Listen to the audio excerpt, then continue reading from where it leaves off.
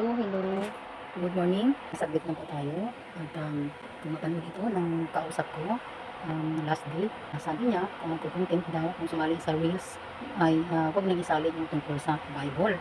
Sabi niya, lalaki po yun. Kung sakaling mapanood lang po niya to. Sabi niya, mag-content na lang daw kung ano-ano tungkol sa parlor. Ang parlor ay hindi po talaga laging every minute ay may every hours may customers.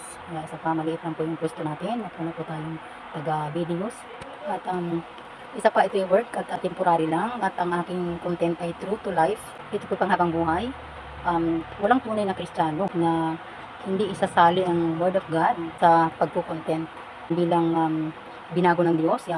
As 2 Corinthians 5:17. Ito po yung naranasan namin at ng mga katulad ko ang totoong pagbabago at hindi man tayo perfect.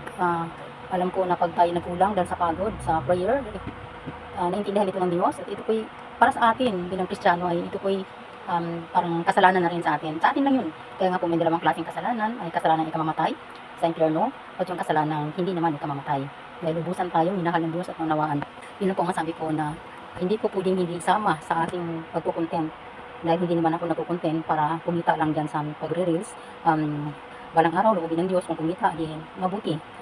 Kung loobin ng Diyos. Pero hindi po yan natin hinahangad. Kung anong meron tayo ay pinagpasalamat natin sa Diyos. Ang importante ay bahagi tayo ng Word of God. Maaari pong may kaluluwang maligtas. Yun lang po. Thank you.